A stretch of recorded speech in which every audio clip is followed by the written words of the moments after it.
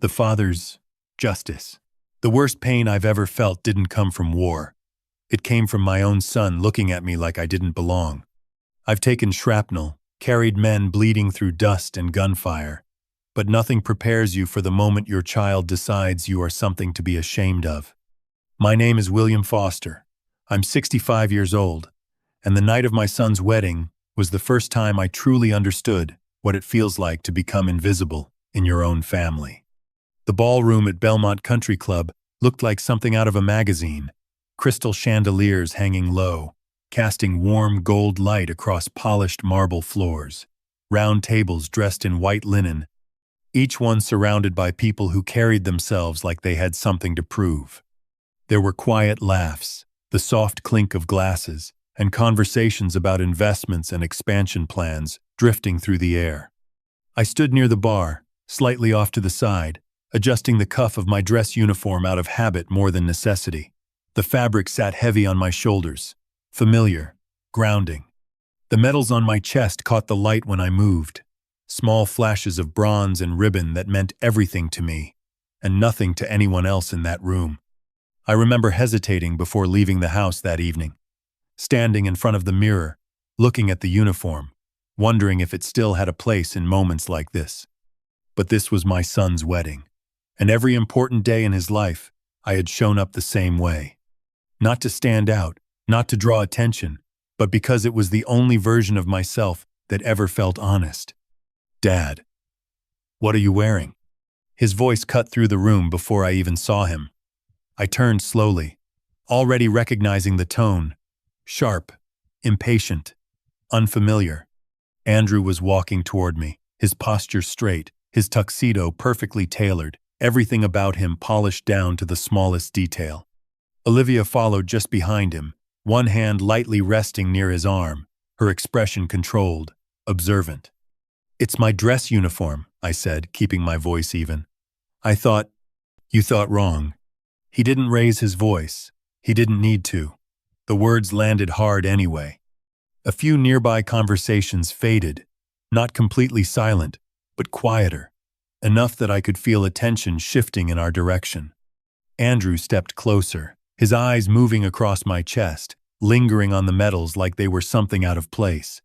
"This is my wedding," he continued, his tone tightening just slightly. "Not some military display." I felt the air change around us, subtle, but real. People weren't openly staring yet, but they were listening, always listening. I kept my hands still at my sides, resisting the urge to adjust anything again. "These aren't for show," I said quietly. "They're part of who I am." Andrew let out a short breath, not quite a laugh, more like disbelief. He glanced briefly around the room, as if reminding himself of the audience, then looked back at me with something colder in his eyes. "Look around, Dad," he said. "These people, they're important. Investors, executives, people who actually built something. And you walk in here dressed like this." He didn't finish the sentence right away. He didn't have to. The way his jaw tightened, the way his eyes narrowed just enough, said the rest. I became aware of the silence creeping closer, conversations stalling, heads turning just slightly, like a ripple moving across water. I could feel the weight of the room beginning to shift toward us, toward this moment that wasn't supposed to exist. Andrew took one more step forward, close enough now that his voice dropped, but somehow carried even further. "Take those medals off," he said, "right now." For a second, I thought he might lower his voice, step closer, and say it like a son who still remembered who I was. But Andrew didn't move any closer. If anything, he straightened, like he wanted to be seen, like he wanted the room to hear him clearly. "You're embarrassing me," he said, flat and direct. "Do you understand that?" The words didn't come out loud, but they carried. A couple standing near the bar went quiet. Someone set their glass down a little too carefully. The music was still playing somewhere behind us, soft and polished, but it felt distant now, like it belonged to another room. I kept my eyes on him. "I'm not trying to embarrass you," I said. "I just came as myself." Andrew shook his head, quick, impatient. "No, you came like this," he said, gesturing toward my chest, "like you're trying to prove something, like you want attention." His gaze moved again over the medals, not curious, not even confused, just dismissive. Olivia shifted slightly beside him, her fingers tightening around the stem of her glass, but she didn't interrupt. She just watched, like she was measuring how far this would go. "Look around," Andrew continued, his voice tightening just enough to cut. "Do you see who's here tonight? CEOs? Investors? People who actually matter. People I've spent years building relationships with. And then there's you, walking in like it's some kind of ceremony." I could feel more eyes now. Not all of them, but enough. Faces turning halfway, pretending not to stare while still listening. Conversations had slowed to fragments. Short, unfinished sentences drifting and stopping. "These aren't decorations," I said quietly. "I earned them." Andrew let out a breath through his nose, a sound somewhere between frustration and disbelief. "That's exactly the problem," he said. "You think this is about what you earned. It's not. It's about how this looks, tonight, in front of people who don't care about any of that." The chandelier light caught the edge of one of the ribbons as I shifted slightly. For a moment, I saw it the way he must have. Just a piece of color against dark fabric, something out of place in a room full of tailored suits and polished smiles. "I've worn this uniform to every important moment of your life," I said. "Your graduation, your first promotion, when you got your office downtown." I thought. "And it was embarrassing then too," Andrew cut in, sharper now. That one landed differently, not louder, not more aggressive, just more certain, like he'd been holding it in for years and finally decided it didn't matter anymore. I remembered standing in the crowd at his college graduation, the sun too bright, the air thick with noise and movement. I remembered adjusting the same jacket then, feeling out of place but staying anyway because he had looked for me when he stepped off that stage. Or at least, I thought he had. I remembered the night he signed his first big contract, how I showed up early, sat quietly in the back, and left before anyone asked questions. Each time, I told myself it was enough just to be there. Andrew's voice pulled me back. "I've built something here, Dad," he said, his jaw tightening. "A reputation, a company, a life that actually means something in this world, and I'm not going to have that reduced to this image." He gestured again, not violently, just enough to make his point. The movement was small, but it felt like something being stripped away piece by piece. I didn't answer right away. I could hear someone behind me whisper something. Couldn't make out the words, just the tone, curious, slightly amused, detached. In that moment, standing under warm light that suddenly felt too bright, I became aware of every detail, the way my shoes sounded against the marble when I shifted my weight, the faint scent of whiskey on Andrew's breath, the soft rustle of fabric as people leaned just a little closer. Without stepping forward, 300 people in that room, and somehow, it felt like I was the only one without a place in it. Andrew looked at me for a long second, waiting, not for an explanation, not for understanding, just for compliance. And for the first time that night, I realized this wasn't about the uniform anymore. It was about whether I was willing to erase myself, to fit into the life he had built, or not. Andrew didn't look away this time. He held my gaze like he was waiting for something to break. Then his voice came again, lower, tighter, controlled in a way that felt more dangerous than if he had shouted. "Take them off," he said, "all of them, right now." He wasn't asking anymore. There was no space left for interpretation. A few people nearby had stopped pretending not to listen, their bodies angled just slightly toward us, glasses paused halfway to their lips. The music still played, but it sounded thinner now, like it didn't belong in the same room as what was happening. I let out a slow breath, felt the weight of the fabric on my shoulders, the small pull of the pins against my chest.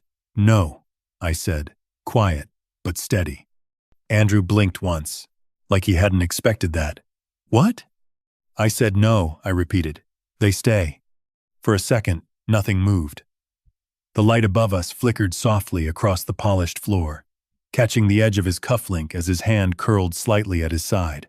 His expression shifted, not confusion, not surprise, something darker settling in behind his eyes. "You're unbelievable," he muttered, then louder, sharper. "You just can't let this go, can you? You can't stand the fact that I built something without you. That's not what this is. It is exactly what this is, he cut in, stepping closer. You're standing here, dressed like that, because it's the only thing you've ever had. Because without those medals, you're just— He paused, lips pressing together, then finished it cleanly. A man living off a military pension. That's it. The words didn't echo. They sank. Slow. Heavy. Deliberate. For a moment, the room blurred at the edges, not because of the lights, but because something in my chest tightened in a way I hadn't felt in years. I saw flashes instead of faces, long nights at the base, signing extra shifts so tuition checks wouldn't bounce. The letter, offering promotion that I folded and put away because it meant missing his graduation. The sound of his voice on the phone years ago saying, "It's fine, Dad, you don't have to come," and me hearing the part he didn't say. I remembered sitting in the back row anyway, uniform pressed, boots polished, clapping when his name was called. I remembered thinking that was enough. Andrew's voice dragged me back. "You're embarrassing me in front of everyone who matters," he said. "Do you even realize that?" I looked at him, really looked.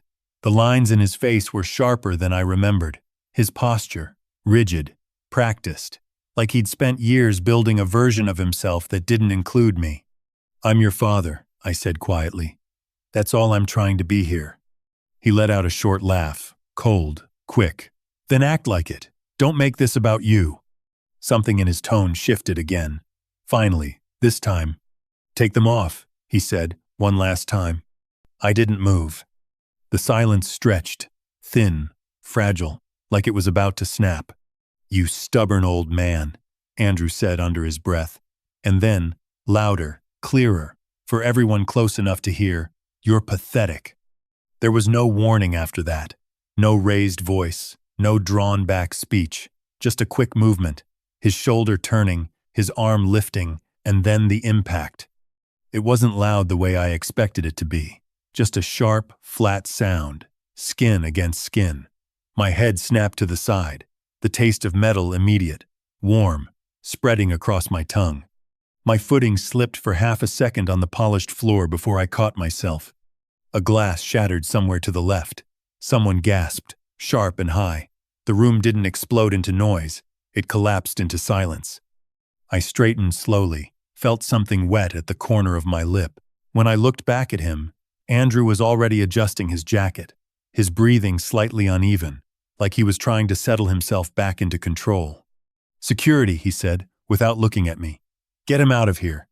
Two men in dark suits moved almost immediately, not running, not rushing, just stepping forward with the kind of calm that comes from doing this before.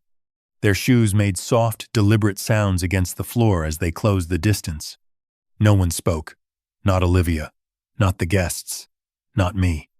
I stood there, tasting blood, feeling the weight of the room pressing in from all sides, and for a second, I couldn't tell what hurt more, the strike itself, or the way no one seemed surprised it had happened.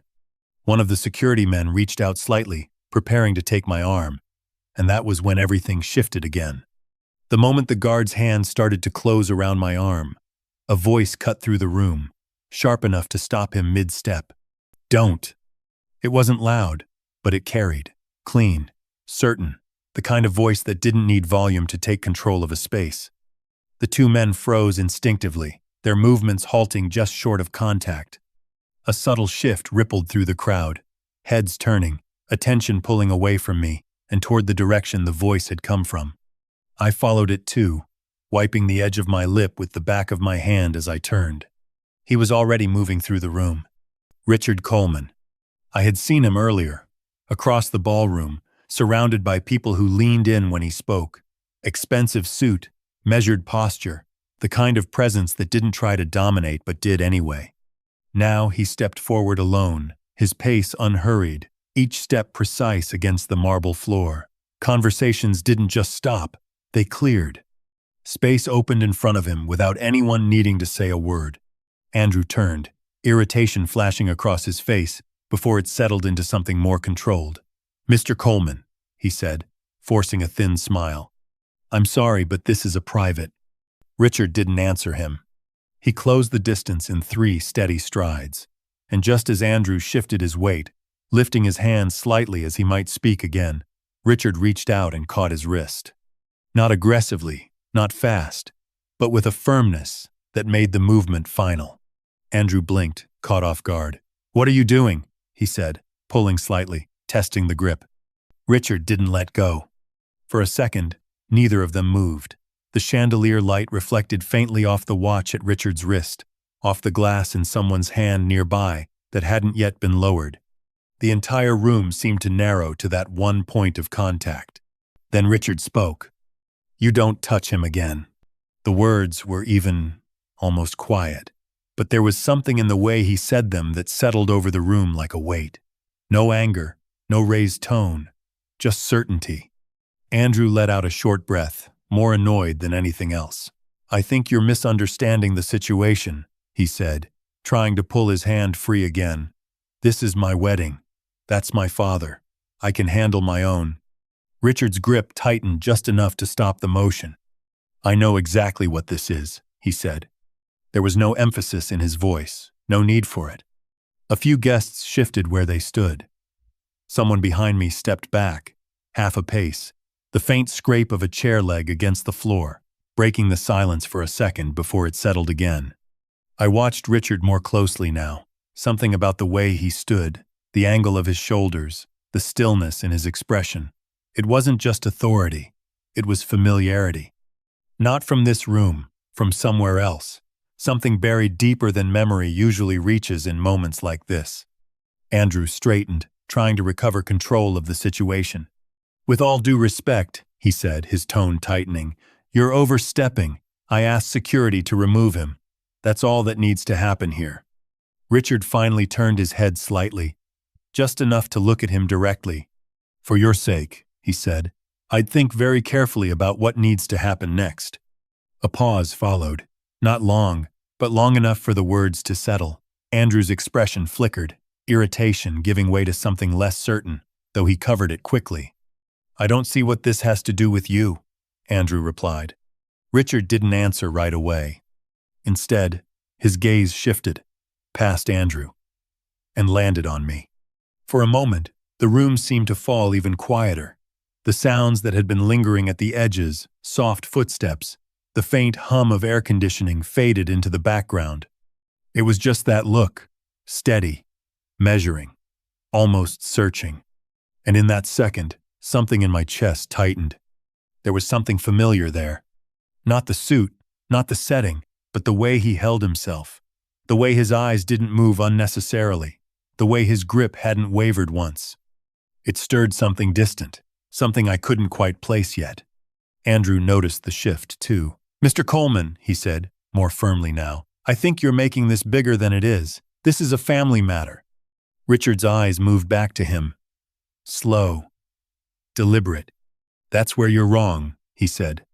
Another silence followed, heavier this time, pressing in from all sides. Andrew's jaw tightened. "Then explain it to me," he said. Richard held his gaze for a long second, his hand still wrapped around Andrew's wrist. His expression unreadable. "You really don't know who he is, do you?" Richard didn't raise his voice, but when he spoke again, every word landed with a precision that felt rehearsed by memory rather than intention. "Sergeant William Foster," he said, not looking at Andrew now but at me. "United States Army, Bronze Star with V device, Purple Heart, Combat Action Badge." The room shifted in a way I could feel rather than see. A quiet adjustment, like people leaning forward without realizing they were doing it. Andrew's expression didn't change at first, not fully, but something behind his eyes flickered, uncertain. "I don't know where you got that from," Andrew said, trying to steady his tone. "But that doesn't change anything." "It changes everything," Richard replied. He let go of Andrew's wrist slowly, not releasing control so much as choosing to move past it. His attention stayed fixed on me for a second longer, then returned to Andrew, and when he spoke again, his voice carried differently, not colder, just heavier. "September 15th, he said. 2001. Forward Operating Base. Outside Kandahar. A. The words didn't belong in that ballroom, They felt out of place against the glass and light and polished surfaces, but they settled anyway. I didn't mean to, but I closed my eyes for a second. The air changed. Not here. Not in that room. But somewhere else entirely. Dry. Thick with dust. The low hum of engines idling. The weight of the gear is pressing into my shoulders. The kind of silence that never really is silence, just waiting. We were on patrol, Richard continued. Routine. At least that's what we were told. Andrew didn't interrupt this time. He stood still, his jaw tight, but listening, now. Intel was wrong, Richard said. We walked straight into it. 50 men positioned above us. Elevated ground. Automatic fire. RPGs. First 30 seconds. He paused briefly, not for effect, but because the memory demanded it. Half the unit was already down. I could see it again. Not as a story, but as fragments. Martinez on the ground, one hand pressed against his side. Chen was trying to crawl behind what little cover we had, the sound of rounds cracking overhead. Too close, too fast. We lost comms, Richard went on. No support, no extraction. We were pinned in an open stretch, with nowhere to go. I opened my eyes slowly. Andrew was watching him now, not impatient anymore, not dismissive, just still. That's when he stood up, Richard said. He didn't gesture. He didn't need to. His eyes shifted toward me again. Just briefly. In the middle of that, he stood up, he repeated. Not behind cover, not waiting. He stood up and started giving orders. The room felt smaller somehow, the air tighter. I remembered the weight of that moment, not as courage, just as necessity. There wasn't time to think about fear. There was only movement, direction, getting people out one step at a time. He organized a retreat, Richard said, pulled us back in sections, covered movement, kept people from breaking. The smell came back for a second. Metal, dust. Something burned into the air that never quite leaves you. 6 hours, he added quietly. That's how long it took to get out of there. Andrew shifted slightly, almost unconsciously. His eyes moved, not to Richard, but to my chest. To get out, Richard continued, someone had to carry the ones who couldn't move. I didn't look down, but I felt it, the pull of the fabric where the pins sat, the faint pressure I had learned to ignore over the years. Martinez couldn't walk, Richard said. Lost too much blood. He was done if he stayed where he was. For a second, the ballroom faded again, replaced by the sound of labored breathing close to my ear, the weight across my shoulders, uneven, slipping. He picked him up, Richard said, threw him over his shoulder and moved. Open ground, no cover. I remembered the distance, longer than it should have been, the way every step felt like it might be the one that ended it. He took shrapnel, Richard added. Shoulder, leg. Kept moving anyway. There was no reaction from the room, not a gasp, not a whisper. Just stillness. He didn't stop, Richard said. Didn't drop him, didn't hesitate, just kept going until we were clear. Andrew's gaze stayed fixed now, not on me entirely, but on the metals themselves. For the first time, he wasn't looking through them. When the helicopters came in, Richard said, 23 of us got out alive. He let that sit for a second, not building tension, just allowing it to exist. All of us, he added. I could feel something shift in Andrew's posture, subtle, but there, not understanding yet, but no longer certain of what he thought he knew. Richard took a small step closer, not toward Andrew this time, but toward me. His hand lifted slightly, not touching, just hovering near the metals like he was acknowledging something without needing to claim it. I was 19, he said. First deployment. Didn't know what I was doing out there. His voice changed, just slightly. Less formal, more personal. He kept me alive, he said. That was it. No embellishment, no explanation. Andrew's eyes moved again, slowly, from one metal to the next, as if seeing them for the first time instead of as something out of place. The light above us caught the edge of the bronze star. the ribbon barely shifting as I breathed. Richard straightened again, his expression settling back into that same controlled stillness. "Those aren't decorations," he said, looking at Andrew. "They're records." A pause followed, longer this time. Andrew didn't speak, he didn't move. And for the first time that night, I saw hesitation in him, not from what had been said, but from what it meant he hadn't known. Richard let the silence stretch just long enough for the weight of it to settle. Then he reached into the inside pocket of his jacket and pulled out his phone. The motion was simple, unhurried, but it drew every eye in the room. "There's something else you should understand," he said. Andrew didn't answer. He was still looking at me, or more precisely, at what he thought he had always understood about me. But Richard wasn't looking at either of us now. His attention dropped briefly to the screen in his hand, scrolling once, then stopping. "William Foster," he read quietly, not from memory this time, but from something documented, "listed as my primary emergency contact and the closest living person I trust with my affairs." Andrew frowned slightly. "What does that even mean?" Richard lifted his eyes again. "It means," he said, "that the man you just called a failure is the reason I'm standing here tonight." The words didn't hit all at once. They landed in pieces, each one needing space. "I don't follow," Andrew said, his voice tighter now. "You don't follow," Richard repeated, almost to himself. Then he nodded once, as if confirming something he had already suspected. "That makes sense." He slid the phone back into his pocket. "My grandfather built Coleman Industries from the ground up," he continued. "Manufacturing, defense contracts, infrastructure. By the time I was born, it was already an empire. By the time I was 19, I was the only one left to inherit it." Andrew's eyes narrowed slightly. Olivia shifted beside him, her grip on the glass loosening just a fraction.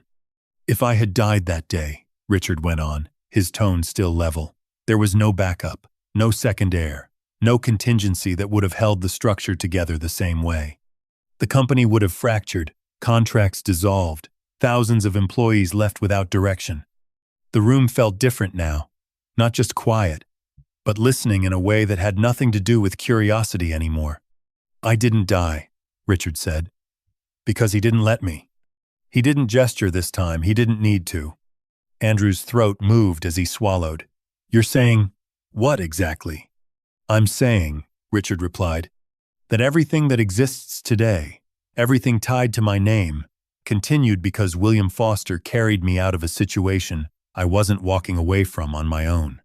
The words hung there, steady, unforced. Andrew's expression shifted again. Not disbelief, not yet. Something closer to recalculating. "And what does that have to do with me?" he asked. Richard looked at him for a long second, not impatient, not aggressive, just direct. "For 15 years, he said, "I've made sure his family never lacked opportunity." Andrew's posture stiffened slightly. "Opportunity?" he repeated. "Yes," Richard said. "Not handouts, not charity in the way you think of it, just doors opening when they needed to." A faint movement passed through the crowd, subtle, like people adjusting their stance without realizing it. "The Peterson Group," Richard continued. "Your first major contract, the one that put your company on the map." Andrew blinked once.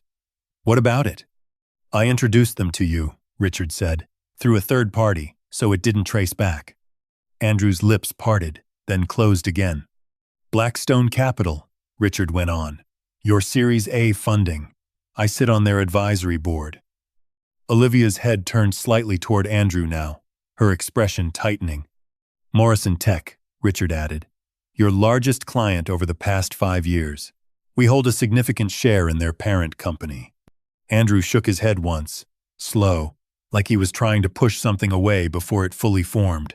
"No," he said. "That's not. I built those relationships. I negotiated those deals." "You did," Richard agreed. "You showed up. You worked. You followed through. I'm not taking that away from you." He paused, just briefly. "But you didn't create the conditions that made those opportunities possible." The words settled more heavily than anything that had been said so far. Andrew's eyes dropped for a fraction of a second, then lifted again, sharper. You're saying my entire career is, what, some kind of favor? I'm saying, Richard replied, that every major turning point in your career had someone quietly ensuring you were in the right room at the right time. Silence again, deeper now, more complete. I felt something shift inside me. Not anger, not even shock, just a slow realization spreading through spaces I hadn't thought to question before. Moments that had seemed like luck, timing, coincidence, lining up in a way that felt too precise to ignore. You knew about this? Andrew asked suddenly, turning toward me. I shook my head. No. The answer came out simple. Because it was. For a second, Andrew just stared at me, searching for something else, some sign that this had been planned, or shared, or even suspected. There was nothing to give him. I thought, he started, then stopped. Richard watched him, not with satisfaction, not with anger, just with a kind of clarity that left no room for misinterpretation. You thought you built everything on your own, he said. Andrew didn't respond. And maybe you needed to believe that, Richard added. But belief doesn't change reality. Olivia set her glass down quietly on the nearest table. The faint sound of it touching the surface seemed louder than it should have been. Andrew's hands flexed slightly at his sides, not in anger this time, but in something closer to uncertainty. So all of this, he said slowly, looking around the room, at the guests, the setting, the life he had been standing in just minutes before, all of it. Richard didn't interrupt. He let him reach the edge of the thought on his own. All of it, Andrew finished, his voice lower now, was because of him? Richard held his gaze. Every door that mattered, he said, opened because of what your father did, not because of what you assumed he was. Another pause. Longer, heavier. Andrew didn't move. And in that stillness, something in him finally began to give way. Not outwardly, not yet, but enough that you could see it starting to crack beneath the surface. The room didn't erupt, it settled. That was the strangest part. No shouting, no chaos, just a quiet shift, like something invisible had moved through the crowd and rearranged the way people were standing, the way they were looking. Conversations didn't resume. They ended, mid-sentence, unfinished. A man near the back lowered his glass slowly, his eyes no longer on Andrew, but on me. A woman at one of the tables turned fully in her chair, not pretending anymore. The attention that had once felt curious, almost entertained, had changed into something else. Recognition, maybe, or something closer to respect. I didn't move. The chandelier light above us remained the same, warm, steady, but it felt different now against my shoulders. The medals on my chest caught that light again, not as distractions, not as something out of place, but as something that had finally been seen for what it was. Andrew stood in front of me, but he wasn't standing the same way anymore. His posture had lost its edge. His shoulders had dropped slightly, not enough for anyone to comment, but enough to notice if you were looking. And I was looking now, not as a father trying to understand his son, but as someone trying to understand a stranger who had just revealed himself too late. Dad, he said. The word came out quieter than anything he had said before. It didn't carry the same weight it used to. It didn't reach the same place. I didn't know, he added, his voice tightening. I swear, I didn't know any of this. I watched him for a moment before answering. Not long, just long enough to see the difference between what he was saying and why he might be saying it. I believe you, I said. And I did. That wasn't the problem. Olivia stepped forward slightly. Then, her composure no longer as smooth as it had been earlier. She glanced between Andrew and Richard, then back at me, her eyes sharper now, calculating. What does this mean for the company? She asked. Not softly, not gently, just direct. The question landed differently than everything else that had been said. It cut through the room in a way that exposed something that no one needed to be explained. Andrew turned his head toward her, just slightly. His jaw tightened again, but not in anger this time, something closer to pressure. Olivia, not now, he said under his breath. But it was already out there. A few people nearby exchanged glances. Someone shifted in their seat. The tension didn't spike. It deepened. Andrew looked back at me, his eyes searching now, not dismissing. "I'm sorry," he said. "About what I said. About what I did." He swallowed once before continuing. "I didn't understand. I didn't see." I raised my hand slightly, not to stop him, just enough to slow the moment down. "It's fine," I said. The words came out steady, not forgiving, not cold, just controlled. Because the truth was, it wasn't fine, and saying that it was wouldn't make it so. Andrew flinched slightly, not because of the words but because of how they were said. There was no anger in my voice, no urgency, no need to push anything back at him. That absence seemed to unsettle him more than anything else had. Around us, the room remained still, but it wasn't empty. Every person there was watching, not openly, but fully aware now that something had shifted beyond repair. I looked at Andrew again, really looked this time. Not at the man he thought he had become, not at the version of him that fit into this room, but at the distance between us. The years of not asking, not seeing, not caring enough to look deeper than what was convenient. For the first time that night, I didn't see my son standing in front of me. I saw someone I didn't know. "You're sorry," I said quietly. He nodded quickly. "Yes, I am." I let the silence sit for a second, long enough for him to feel it. "Are you sorry?" I asked. "Because you hurt me?" The words hung there, unfinished. "Or because you just found out who I am?" Richard did not answer my question for Andrew, at least not directly. Instead, he reached into his jacket again, took out his phone, and stepped half a pace to the side where the signal was better. His expression never changed. He looked like a man adjusting a schedule, not a man ending one. "Patricia," he said when the line connected, "I need legal and acquisitions on standby, now." No one in the room moved. Richard listened for a second, then continued in the same even tone. "Draft immediate withdrawal notices for all active Coleman Group contracts tied to Foster Dynamics. Effective at opening tomorrow.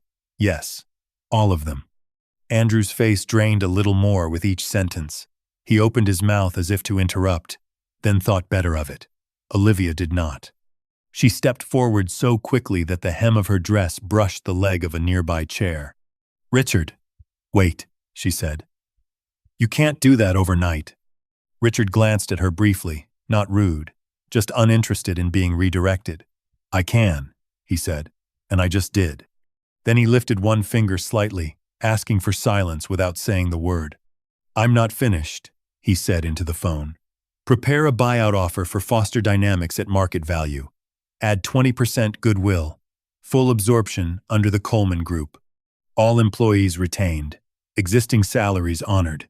Health coverage preserved. Seniority carried over. No interruption in payroll."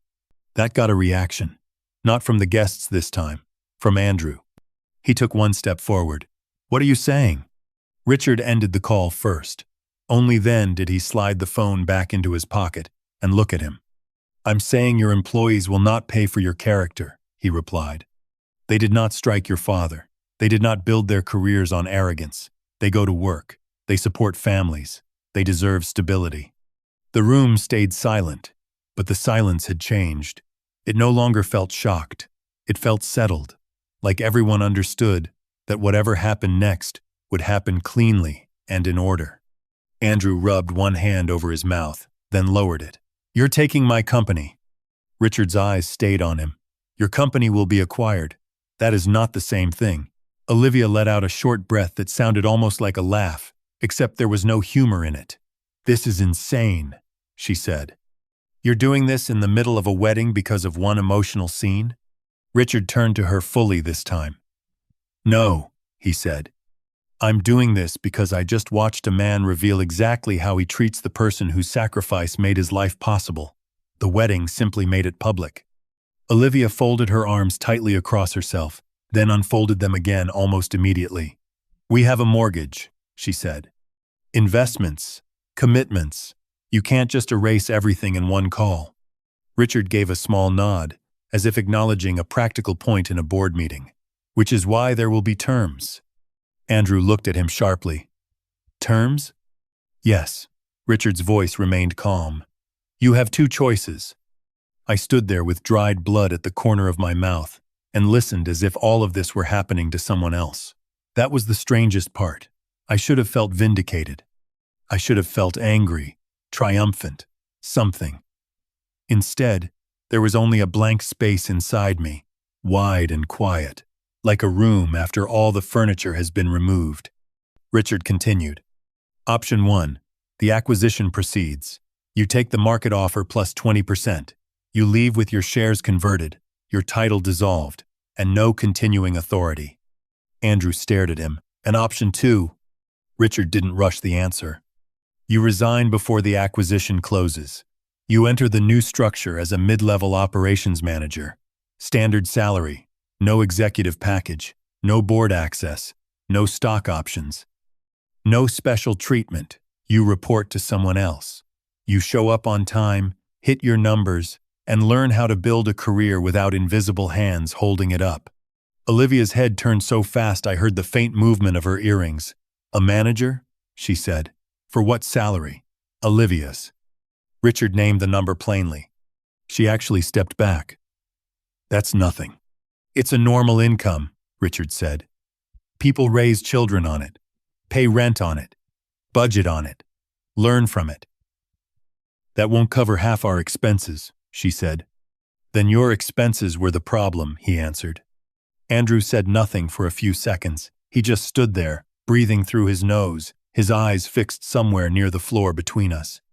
His whole life had been built upward, title after title, office after office, and now every rung had been removed so fast he had no place to put his foot. Around us, glasses remained untouched on tables. A server near the far wall stood perfectly still with a silver tray in both hands, as if even he understood this was no longer an event anyone could politely move past. Richard spoke again, slower this time. I'm not destroying the livelihoods of 400 people because you failed as a son, he said. I'm separating your choices from their lives. That is the difference between consequence and collateral damage. Andrew finally looked up. And if I refuse both? Richard's expression did not shift. You can refuse. The acquisition will still happen. You'll simply lose the chance to stay and earn anything back. Olivia turned to Andrew now, her voice low and urgent. Say something. But Andrew still looked stunned, not like a man deciding, but like a man discovering that decision had been taken away from him long before this moment. I watched him and felt that same emptiness holding steady inside me. Not cruelty, not mercy, just absence. 36 years of trying to be enough had left me with so little energy for anything else that even justice arrived like weather, something happening around me while I stood still in it. Richard adjusted his cuff and gave Andrew one final look. You wanted to be seen as a self-made man, he said. This is your first real chance to become one. Andrew swallowed hard. Olivia turned pale, and for the first time all night, it seemed to hit them both that the next words out of his mouth might decide what was left of their lives. I didn't stay much longer after that. There was nothing left in that room for me to hold on to. No words that needed to be said. No explanations that could change what had already been made clear. I walked out quietly, past the tables, past the soft lights and polished floors, past people who now stepped aside instead of looking through me. The night air outside felt cooler than I expected, clean in a way the ballroom hadn't been. Richard found me near the parking lot a few minutes later. He didn't say much at first, just stood beside me, hands in his coat pockets, looking out across the empty stretch of asphalt where a few cars remained. The silence between us wasn't uncomfortable. It felt earned. I should have reached out sooner, he said after a while. I shook my head. You didn't owe me anything. He glanced at me briefly. I did, he replied. I just didn't know how to pay it without turning your life into something you didn't ask for. That sounded like him, precise even in regret. A few weeks later, he insisted on transferring a sum of money into my account. I tried to refuse it, told him I had done what anyone in my position would have done. He listened, then shook his head the same way he had in the parking lot. This isn't payment for what happened back then, he said. It's for everything that came after, the years you carried it quietly while the world moved on. I didn't argue after that. The cabin came not long after. Small, just 2 rooms and a narrow deck facing the water. The kind of place most people would overlook because it didn't offer much more than space to breathe. That was exactly what I needed. The first morning I woke up there, the light came in low through the window, pale and steady. No alarms, no noise from neighbors through thin walls. Just the sound of water moving slowly against the edge of the shore. I stood there for a long time before making coffee, letting the quiet settle into something real. Days started to take shape without effort. I fixed things that didn't need fixing, walked along the edge of the lake, learned how to sit still without feeling like I was wasting time. The uniform stayed folded away, the medals too, not hidden, just not needed in the same way anymore. Richard began showing up on weekends, sometimes with food, sometimes with nothing but time. We would sit on the deck with 2 cups of coffee, talking about things that didn't require explanation. Places, people, small details that only made sense if you had been there. He didn't ask questions that forced anything open. He just stayed present, the way he had learned to, years ago. It felt different from anything I had known before. Not an obligation, not expectation, just connection. One evening, as the sun dipped lower across the water, turning everything into shades of gold and gray, Richard leaned back in his chair and said, "You know, most people spend their lives trying not to be alone." I watched the line where the lake met the sky. "I used to think that too," I said. "And now?" he asked. I took a slow breath, felt the air settle in my chest without resistance. "Now I think being alone is a lot better than being invisible," I said. The words stayed there for a moment, not heavy, not light, just true. Because for years, I had been present in rooms without ever being seen. I had shown up, spoken when spoken to, stepped back when it was easier. I told myself that was enough. That was what being a father meant. But standing on that deck, with nothing around me that required me to shrink or adjust, I realized something I hadn't allowed myself to see before. I wasn't invisible anymore. Not to myself. The lake moved quietly below, catching the last of the light as it shifted. Somewhere in the distance, a boat motor started, then faded again. Richard didn't say anything else. He didn't need to.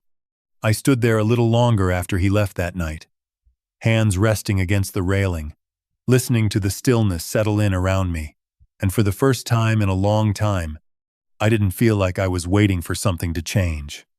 But a part of me still wondered, when everything finally goes quiet like this, what happens if something from the past decides to reach back in? 6 months passed quietly, the kind of quiet that doesn't announce itself, but settles into your days until you stop noticing the absence of noise.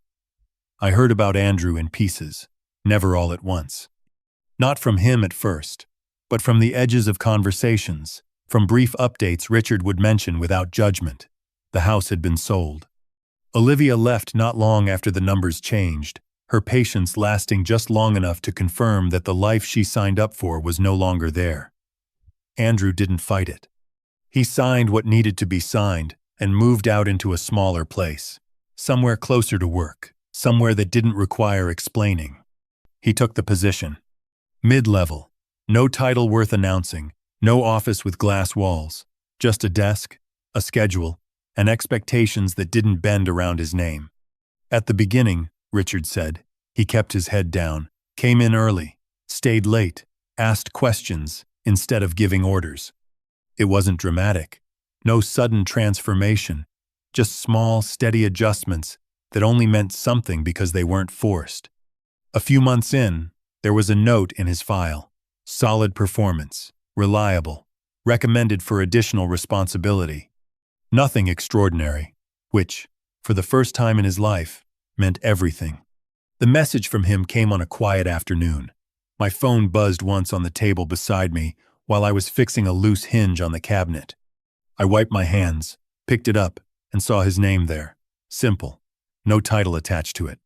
"Dad, I know I don't have the right to ask for much, but if you're willing, I'd like to meet for coffee, just to talk." And I read it twice, not because I didn't understand, but because I wanted to be sure I felt what I actually felt about it. No anger came up. No urgency either.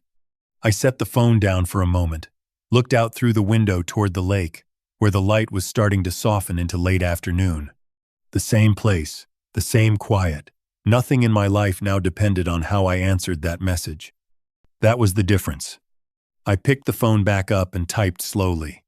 Saturday, 10 in the morning. The reply came quickly. Thank you. That was all. When I set the phone down again, I noticed something I hadn't expected. There was no weight attached to the decision, not the kind that used to sit in my chest when I thought about him. No sense of needing to fix something, or prove something, or hold on to something that had already slipped away. If the conversation went well, it would be just that, a conversation. If it didn't, I would still walk back out into the same life I had built for myself. Complete either way. Because somewhere along the way, I had learned something I didn't understand for most of my life. Respect isn't something you give away, hoping it comes back. It's something you live with, or without. And money, success, titles, they can change how people look at you. But they never change who you are, underneath it. Andrew was learning that now, one step at a time, without shortcuts. And me, I finally understood that I didn't need him to see me clearly, to stand steady in who I was. The lake outside shifted with the wind, small ripples moving across the surface, catching the last of the light. I stood there for a moment longer, letting that settle in. So now I wonder, if someone you love only starts to see your value after everything changes, do you meet them where they are? Or do you stay where you finally found your peace? And if you've ever felt small in your own family, tell me where you're watching from and what helped you stand back up again. And if this story meant something to you, you already know what to do next.